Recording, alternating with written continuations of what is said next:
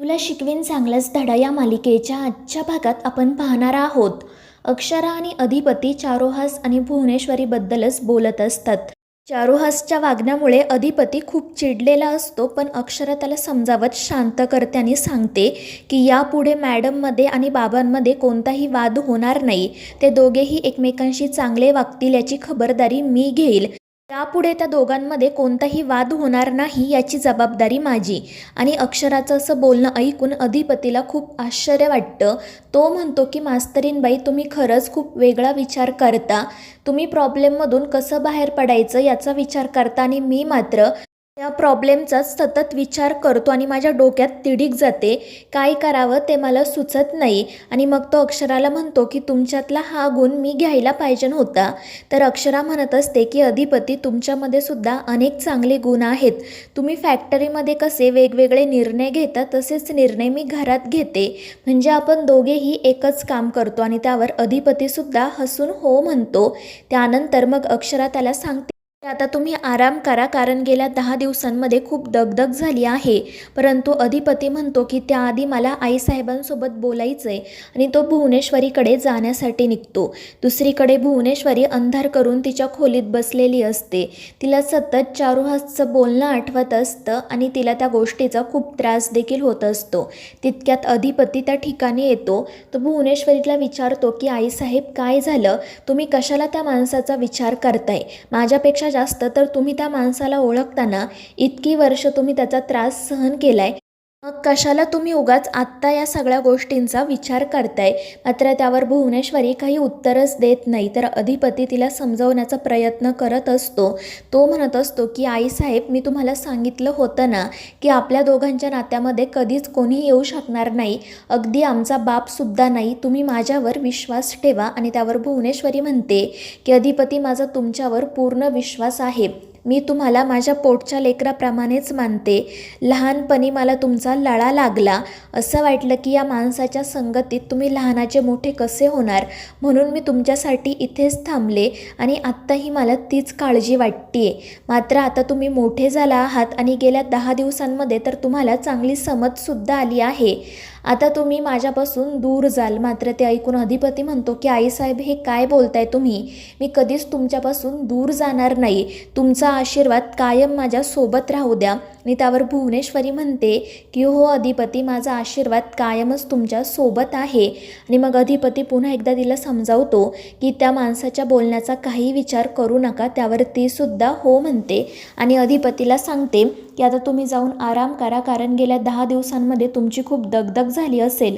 आणि ते ऐकून अधिपती हसू लागतो. त्यामुळे भुवनेश्वरी विचारते की काय झालं, का हसताय तुम्ही?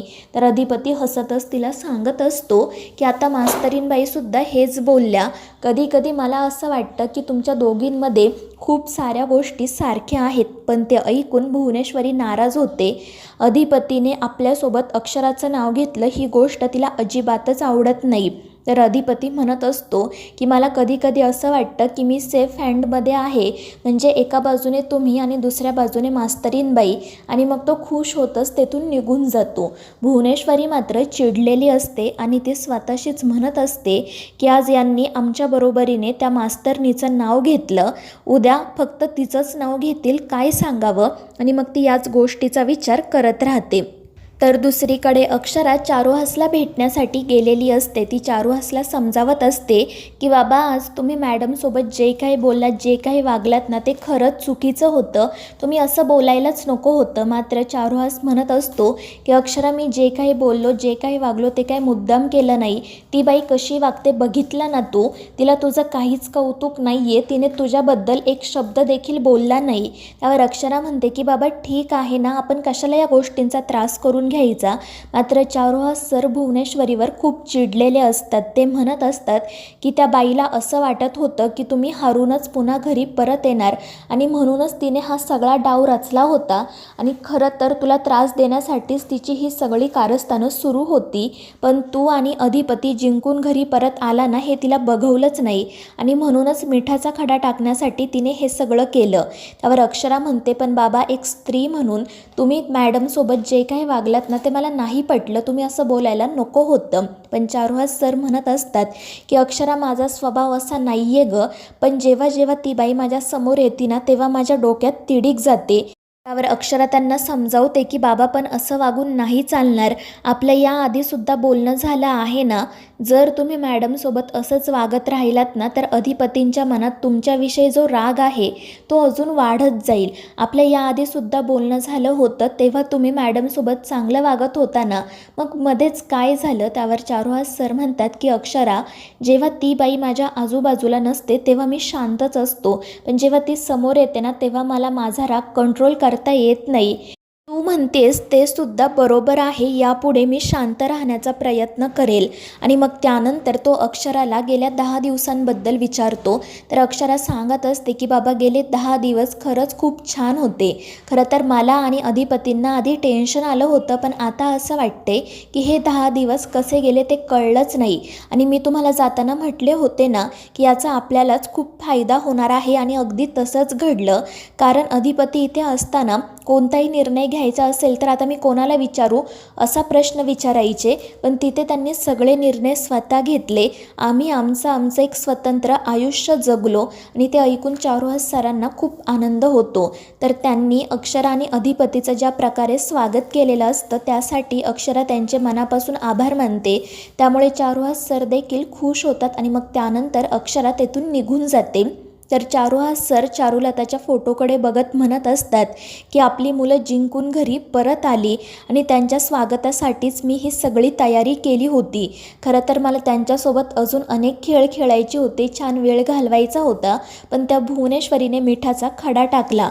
पण आता मी त्यांच्यासाठी दुसरं काहीतरी करणार आहे. आणि मग ते अक्षरा आणि अधिपतीला बाहेर फिरायला पाठवण्याचा प्लॅन करतात. दुसरीकडे अधिपती अक्षराची वाट बघत असतो. अक्षरा त्या ठिकाणी आल्यानंतर जेव्हा अधिपतीला कळतं की ती चारुहास सरांना भेटण्यासाठी गेली होती तेव्हा तो नाराज होतो, पण अक्षरा त्याच्याशी त्या विषयावर बोलतच नाही. आणि मग ते दोघेजण त्यांच्याच विषयी बोलत राहतात. अधिपती म्हणत असतो की मास्तरीनबाई, कधी कधी तर मला असं वाटतं की आपण दोघांनी मिळून 10-12 बिझनेस सुरू करायला हवे, आपल्या प्रत्येक मुलासाठी एक एक. आणि ते ऐकून अक्षराला अजून खाली मान घालते आणि तेथून जाण्यासाठी निघते, पण अधिपती तिला थांबवतो. आणि मग तो अक्षराला जवळ घेत म्हणतो की मास्तरीनबाई, मला तुमचा स्वभाव खरंच खूप आवडतो. तुम्ही कधीच स्वतःचा विचार करत नाही, तुम्ही नेहमी या घराचा आणि घरातल्या माणसांचा आणि फक्त घरच्यांचाच नाही तर बाहेरच्यांचा देखील विचार करता. त्यावर अक्षरा म्हणते की हो अधिपती, कारण हे घर माझ्यासाठी फक्त घर नाही तर मंदिर आहे. तर अधिपती म्हणत असतो, खरं तर हे घर आमच्यासाठी सुद्धा मंदिरच आहे, पण जेव्हापासून तुम्ही माझ्या आयुष्यात आला ना तेव्हापासून हे घर म्हणजे एक स्वर्ग झाला आहे. आणि ते ऐकून अक्षरा खुश होते. आणि मग त्यानंतर ते दोघेजण त्यांच्याविषयीच बोलत राहतात. ते दोघेही खूप आनंदात असतात. त्यानंतर दुसऱ्या दिवशी सकाळी भुवनेश्वरी तयार होत असताना दुर्गी त्या ठिकाणी येते. ती काल रात्रीचाच विषय काढताना म्हणते की ताई, तू काल रात्री मोठ्या मालकांना काही बोलली का नाही? आणि त्यावर भुवनेश्वरी म्हणत असते की त्याची काही गरज नाही आहे, आम्ही तो विषय आता सोडून दिलाय. आणि मग त्यानंतर ती दुर्गीला सांगते की आता आम्ही अधिपतींकडे सोपवलेली फॅक्टरीची जबाबदारीसुद्धा पुन्हा आमच्याकडे घेणार आहोत, कारण आता अधिपतींकडे बघून असं वाटत नाही की त्यांचं फॅक्टरीच्या कामात लक्ष लागेल. आणि ते ऐकून दुर्गी खुश होते. त्यानंतर भुवनेश्वरीला फॅक्टरीमधूनच कॉल येतो, कारण गेल्या 10 दिवसांमध्ये अधिपती फॅक्टरीवर गेलेला नसतो, त्याच्यासोबत काही कॉन्टॅक्टही झालेला नसतो, त्यामुळे अनेक कामं पेंडिंग असतात. तर मित्रांनो, या मालिकेच्या पुढील भागांमध्ये आपण पाहणार आहोत चारुहास सर अक्षराला सांगतात की मी तुमच्या ट्रिपचं पूर्ण प्लॅनिंग करतो, तुम्ही फक्त बॅग भरा आणि फिरायला जाण्यासाठी निघा. मात्र भुवनेश्वरी या ट्रिपसाठी नकार देते. तर मित्रांनो, या मालिकेच्या पुढील भागांच्या अपडेटसाठी आपल्या चॅनेलला सबस्क्राईब करा.